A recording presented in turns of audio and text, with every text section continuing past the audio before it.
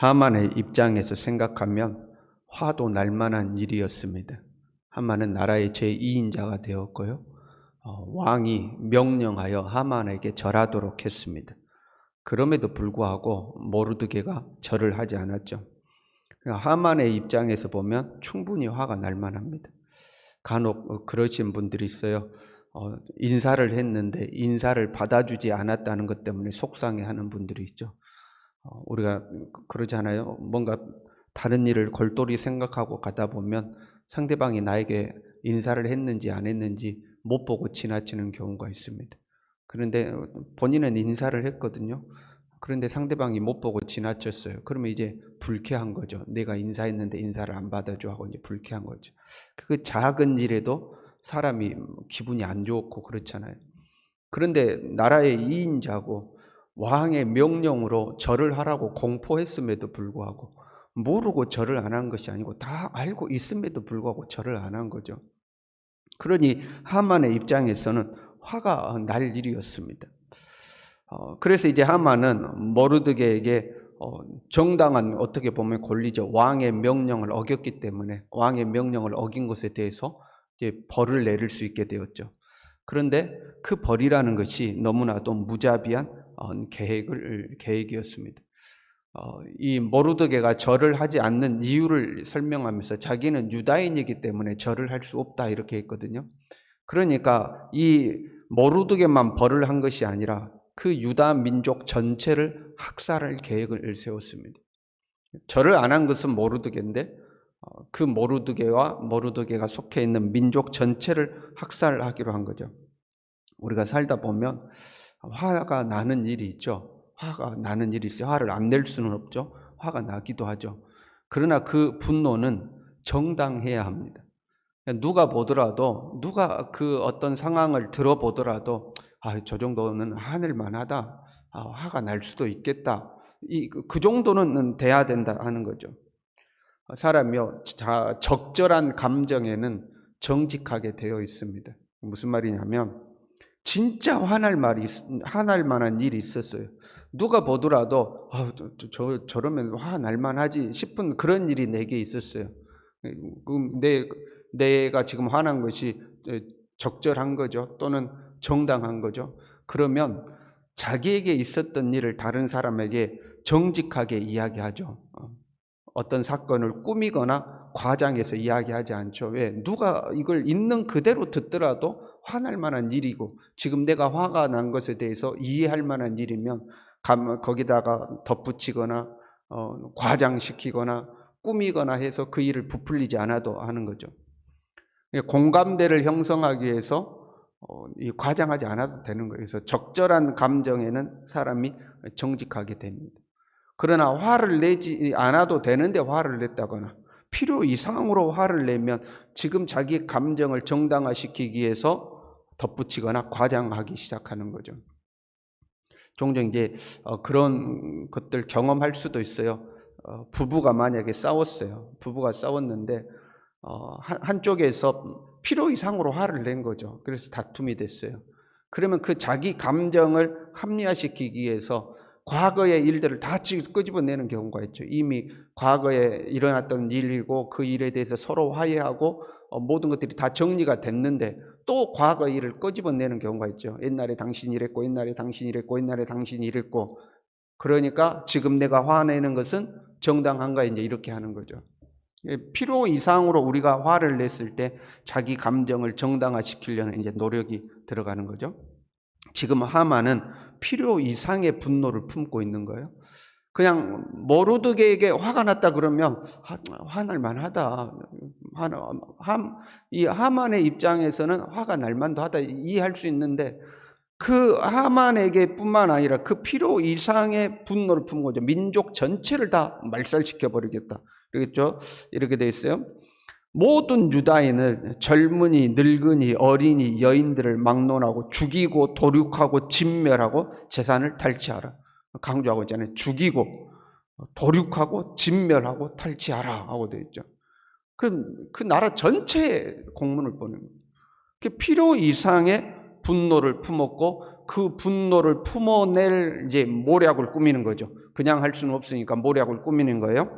왕에게 가서 이렇게 이야기합니다. 한 민족이 왕의 나라 각 지방 백성 중에 흩어져 거하는데 그 법률이 만민의 것과 달라서 왕의 법률을 지키지 아니합니다. 사실은 거짓말이죠. 만약에 유다인들이 진작부터 왕의 법률을 지키지 않았다면 이미 처벌받았겠죠. 그렇지 않습니까? 한 나라의 법률을 지키지 않고 살았다면 진작에 처벌을 받았겠죠. 근데 그 나라에서 법률을 지키고 살았기 때문에 처벌받지 않고 살았겠죠. 그런데 이 거짓말을 한 거예요. 자기가 필요 이상의 분노를 품고 그 분노를 풀어내기 위해서 왕에게 이제 거짓말을 한 거죠. 거기다가 이렇게 덧붙입니다. 왕에게는 무익하니이다. 그들을 진멸하소서. 왕의 법률을 지키지 않습니다. 왕에게는 무익한 존재입니다. 그러니 진멸하십시오 하고 이제 청을 하는 거죠. 무익하다고 이야기합니다. 무익하다. 왕에게는 쓸모없는 사람들이다. 이제 그런 말이죠. 당대는 이제 근대 국가의 시민이라는 개념이 없던 때죠. 왕이 곧 국가고 나라의 주인은 왕이던 시대입니다. 그런 시대죠. 그리고 백성은 왕의 재산이죠. 백성이 곧 노동력이고 경제력이고 이 군사력이 되죠. 왕이 나라의 주인이고 백성은 그 왕을 섬기는 일종의 종들의 개념인 그런 이제 과거의 시대죠. 이제 우리가 살고 있는 근대 국가는 개념이 다르죠. 군대 국가는 국가가 개인을 보호하기 위해서 존재하죠. 개인이 뭐 국가나 왕을 섬기기 위해서 존재하는 것이 아니고 국가라는 것이 개인을 보호하기 위해 존재하는 거예요. 그 대통령은 그 개인들이 뽑아놓은 일종의 공무원이죠. 우리를 위해서 일하라고 만들어 놓은 공무원이죠. 그런데 이게 이 봉건 국가 개념에서 벗어나지 못한 사람은 지금도 마치 대통령이 왕인 것처럼 생각하죠. 그 이제 그 봉건 국가의 개념을 벗어나지 못해서 그런 거거든요. 지금은 그런 시대가 아니지만 그 과거에는 그런 시대인 거예요. 백성은 그냥 왕의 재산일 뿐이에요. 그런데 뭐라고 이야기하냐면 그 백성들이 왕에게 유익하지 않다는 거예요. 이익이 안 된다는 거죠. 왕은 그러니까 이 유다 민족은 왕에게 어떤 면에서도 경제적으로나 노동력에 있어서나 군사력에 있어서나 쓸모가 없다는 겁니다. 도움이 되는 게 플러스가 되는 게 아니고 마이너스가 된다 하고 이제 왕에게 이야기를 한 거죠. 그러면 이제 왕의 입장에서는 그 하만의 이야기만 듣고 무작정 한 민족을 제거할 수는 없죠. 왜냐하면 자기 자신에게 손실이 오는 거잖아요. 왕의 재산을 없애는 것과 같습니다. 손실이 오기 때문에 무작정 없애버릴 수는 없죠. 그러면 이 정당한지, 지금 하만의 요청이 정당한지, 이들을 제거하는 것이 나에게 유익이 될지 왕은 그거 진상조사를 해야 합니다. 그런데 왕이 진상조사도 하지 아니하고 그냥 그렇게 하라고 허락을 해요. 왜냐하면 하만이 왕에게 왕이 이렇게 하시면 은 1만 달란트를 제가 드리겠습니다 하고 약속을 한 겁니다. 은 1만 달란트면 무게로 따지면 34만 2,700kg 정도가 됩니다. 당시에 페르시아의 한 해 세금의 3분의 2 정도 된다고 그럽니다. 한 해 세금의 3분의 2 정도를 왕에게 제가 드리겠습니다라고 하만이 약속한 거예요. 저 민족은 왕에게 아무 유익이 안 됩니다. 저 민족을 쓸어버리게 하시면 내가 왕에게 이렇게 많은 재산을 드리겠습니다 하고 약속한 거예요. 아마 하만은 유다 민족을 쓸어버리고 재산을 탈취해서 그 재산으로 이제 왕에게 주겠다 이제 이런 계획이었을 가능성이 크죠. 하만은 자기 감정의 욕구를 채우기 위해서, 감정의 욕구, 분노를 풀어내고자 하는 욕구죠. 필요 이상의 이 분노의 욕구를 채우기 위해서 이를 꾸며내고 있고요. 왕은 물질에 대한 욕심 때문에 이를 허락하고 있는 거죠. 이들은 철저히 자기 이익이라는 기준을 따르고 있습니다. 자기에게 이익이 되는 것. 그리고 여기서 말하는 자기 이익이란 내 욕망을 채우는 거죠. 공동체의 이익 아니면 정의로운 이익 이런 게 아니에요. 내 욕망을 채울 수 있어야 이익인 거죠. 하만은 자기의 분노를 풀어내고자 하는 욕망을 채우니까 자기의 이익이 되는 거고, 왕은 물질을 자기에게 채우니까, 물질적 욕심을 채우니까 자기에게 이익이 되는 거죠. 철저히 그 기준을 따르고 있는 거죠. 우리는 무엇을 기준으로 살아가고 있는지 우리 자신을 살필 필요가 있어요. 화가 났어요. 화가 날 수도 있죠. 근데 화가 나면 어떻게든 풀어야 돼. 내 화가 정당한지 정당 안 한지 상관없이 화가 나면 무조건 풀어야 돼요.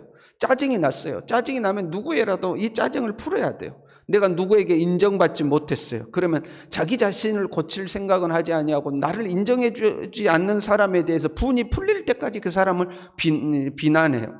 내 자존심이 상하면 기회를 받다가 어떻게든지 배로 갚아주고 그 사람의 자존심을 짓밟아야 속이 시원해요. 무엇이든지 내가 원하는 것은 내 욕심껏 채워야 만족이 있어요. 나에게 도움이 되는 사람에게는 친절하고 나에게 이익이 되지 않을 것 같은 사람은 무시해요. 만약에 우리가 이렇게 산다면 우리도 철저히 자기 욕망, 자기 이익을 추구하며 사는 사람이죠. 필요 이상의 감정을 풀어내기 위하여 사는 사람, 그렇게 풀어야지만 자기에게 이익이라고 생각하는 그런 사람과 다를 바가 없죠. 자기 이익, 그러니까 나의 욕망을 풀 수 있는가 없는가, 내 감정적 욕구를 풀 수 있는가 없는가, 이게 기준이 아니라 옳고 그름이 기준이 될 수 있어야 합니다. 나의 감정이 옳은가 하는 거죠. 현재 나의 감정이 옳은가, 현재 나의 감정이 정당한가, 나의 욕망이 정당한가, 혹시 필요 이상의 감정을 품고 있는 것은 아닌가, 스스로를 정직하게 살펴볼 수 있어야 됩니다. 정직이라는 것은요, 거짓말하지 않는 것만이 정직이 아니에요.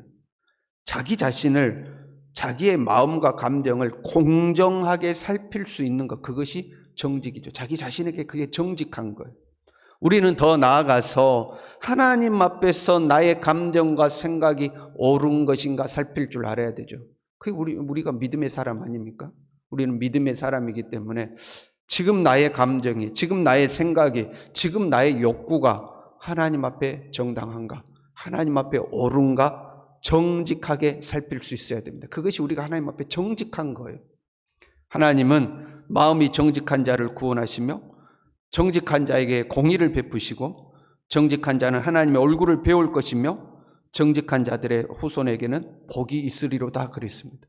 저와 여러분이 하나님 앞에서 스스로 정직하게 자신을 살피며 살아가는 사람들이 될 수 있기를 바랍니다. 기도하겠습니다.